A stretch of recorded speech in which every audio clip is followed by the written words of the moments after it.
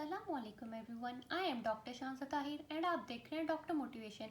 आज की वीडियो के अंदर मैं आपको बताने लगी हूँ कि अपने पेपर को प्रेजेंटेबल बनाने के लिए उर्दू में इस्लामियत एंड पाकिस्तान स्टडीज़ यानी मुतालिया पाकिस्तान के अंदर आप अपने पेपर को किस तरह से प्रेजेंटेबल बना सकते हैं कि चेकर आपको 50 आउट ऑफ 50 देने पर मजबूर हो जाए। ठीक है, तो मैंने अपने पेपर को इसी तरह से बनाया था। ऑल तो मेरी राइटिंग उर्दू की इतनी अच्छी नहीं थी, फिर भी मैंने 50 आउट ऑफ 50 स्कोर किया था अपने पाकिस्तान स्टडीज़ के पेपर के अंदर एंड 50 आउट ऑफ 50 स्कोर किया था अपनी इस्लामियत के अंदर। एंड उर्दू के एक साल में मैंने 91 और एक साल के अंदर मैंने 90 स्कोर किया था with this writing. Just I impressed my checker with my presentation. तो मैं आपको गाइड करूँगी कि इस प्रेजेंटेशन को करने के लिए इसमें आप फुल मार्क्स गेन कर सकते हैं। तो आपको स्टेशनरी कौन कौन सी चाहिए होगी।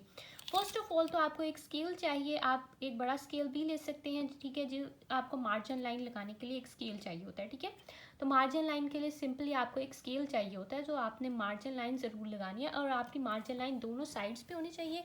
जैसा कि मैंने आपको दिखाया हुआ है, आपकी मार्जिन लाइन दोनों साइड्स पे होनी चाहिए। ठीक है, एंड दोनों साइड पे आपकी मार्जिन लाइन बिल्कुल छोटी होनी चाहिए। ऐसा ना हो कि आपने आधा आधा पेज कवर किया हो। मोस्टली बच्चे ऐसे करते हैं कि आधा आधा पेज इधर इधर लगाई होती है लाइन, इधर भी इधर लगाई होती है और दरम्यान में से थोड़ी सी जगह बच जाती है।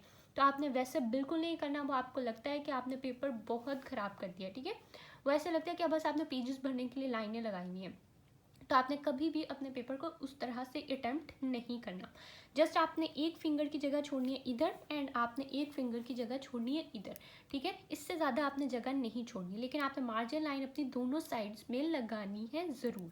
ठीक हो गया। नेक्स्ट पे मैं आपको बात करूँगी कि आपको कौन से पेन चाहिए। ठीक है, आप नॉर्मली इंक पेन भी इस्तेमाल कर सकते हैं। ठीक है, और आप अपनी बॉल पेन्स भी इस्तेमाल कर सकते हैं। तो ये मेरे पास कुछ जेल पेन है। ठीक है, डॉलर के ही हैं आई गेस। जेल पेन है मेरे पास, डॉलर का है जेल पेन।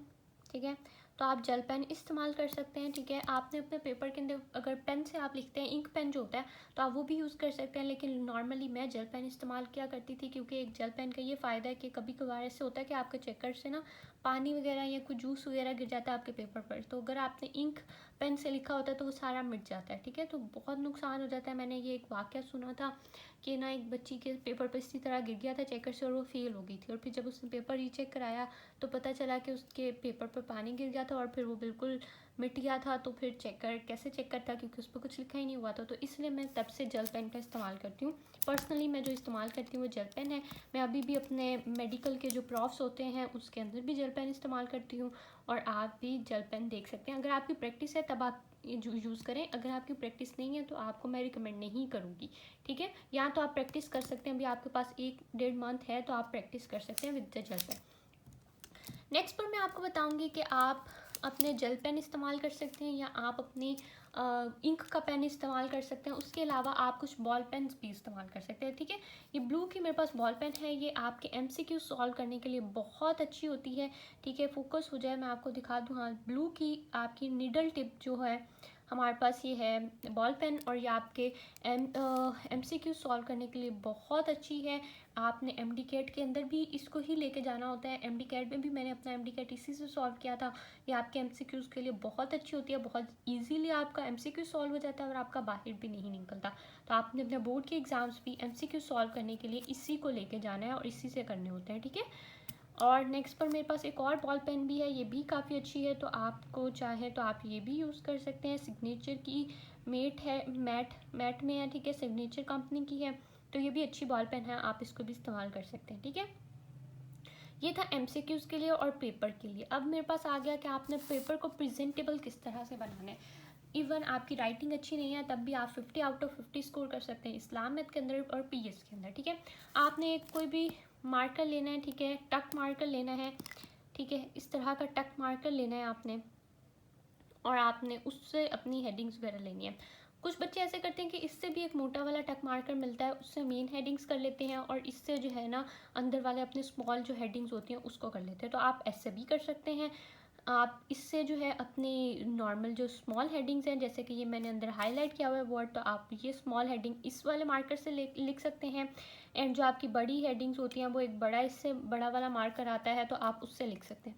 लेकिन मैंने क्या किया है, अभी मेरे पास वो अवेलेबल नहीं था तो मैंने जल्दी में वीडियो बनाई है आपके लिए, क्योंकि आपके एग्ज़ाम्स करीब हैं और मुझे काफ़ी ज़्यादा रिक्वेस्ट आ रही थी। तो मैंने इस वाले मार्कर से अपनी मेन हेडिंग्स दी हैं और मैंने अपने अशार या अक़वाल वगैरह भी इसी वाले मार्कर से लिखे हैं, ठीक है।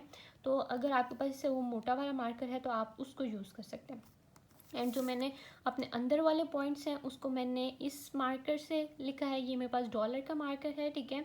डॉलर का जो प्लेन मार्कर होता है तो मैंने उससे लिखे हैं। ये इकबाल ने क्या खूब कहा है, ये भी मैंने इसी से लिखा है। एंड मैंने ये अंदर भी अपने जो पॉइंट हाईलाइट किए हैं मैंने इसी मार्कर से लिखे हैं। तो आप ऐसा कर सकते हैं कि आप इससे लिख लें या इससे लिख लें, अब आप पे डिपेंड करता है। अगर आपका टक मार्कर से लिखने की स्पीड ज़्यादा है तो आप टक मार्कर यूज़ कर सकते हैं।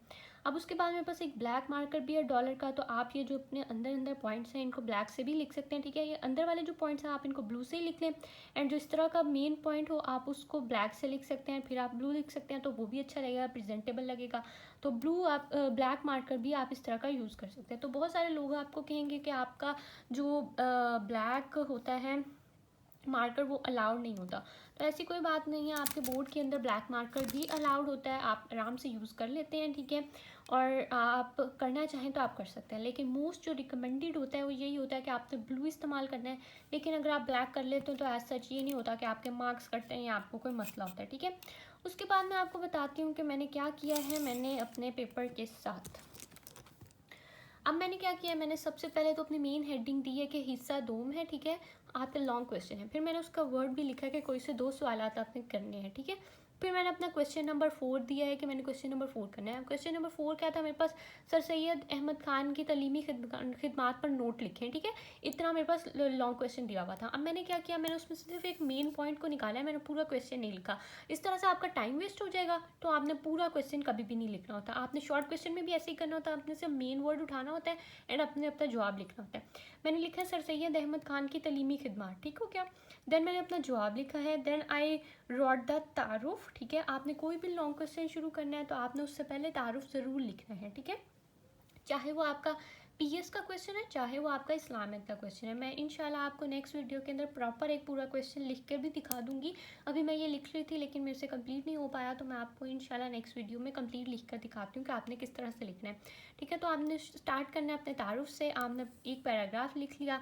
देन आपने कोई भी अशार या कॉल वगैरह अंदर लिखना है, ठीक है। एंड आपने इसके नीचे भी डबल लाइन करनी है, इसके नीचे भी डबल लाइन, और इस तरह से डबल लाइन करनी है। अब डबल लाइन का ना एक और भी ना वो होता है ट्रिक।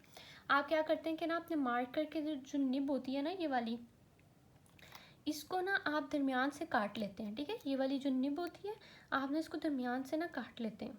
तो फिर जब आप इससे एक ही लाइन लगाते हैं ना, सिंगल लाइन, तो वो डबल में लगती है। तो मैंने भी अपने बोर्ड में ना जब फर्स्ट ईयर में थी तो मुझे ये ट्रिक नहीं पता था, तो मैं 2-2 लाइंस लगाती रहती थी। लेकिन जब मैं सेकंड ईयर में आई थी तो फिर एक दोस्त ने मुझे ये बताया था कि इस तरह से करते हैं, तो फिर मैंने सेकंड ईयर में ये ट्राई किया था, तो काफ़ी बेनिफिशियल था। तो मैं अपने बोर्ड के एग्ज़ाम्स में इसी तरह से अपने मार्कर को दरमियान से ना काट के लेके गई थी। सीजर्स के साथ मैंने दरमियान से ऐसे काट लिया था और फिर मैंने उसके 2-2 लाइंस वैसे लगाई थी। तो मैं आपको ज़रूर रिकमेंड करूँगी कि आपने भी ऐसे शॉर्ट ट्रिक्स पे जो आपके लिए बेनिफिशियल है, जो आपका टाइम सेव करते हैं, आपने उनको ज़रूर आजमाना है। That is all from my side. मैंने आपके साथ डिस्कस किया कि आपको कौन सी स्टेशनरी चाहिए 50 आउट ऑफ 50 स्कोर करने के लिए, अपने मुतालिया पाकिस्तान के लिए, अपने इस्लामियत के लिए, एंड इवन कि आपके उर्दू के एग्ज़ाम के लिए। एंड मैं उर्दू के आपके एग्ज़ाम के लिए आपको एक अलग से वीडियो में भी पेपर प्रेजेंटेशन बताऊंगी इंशाल्लाह नेक्स्ट वीडियो में। आज के लिए इतना ही। Thank you so much for watching.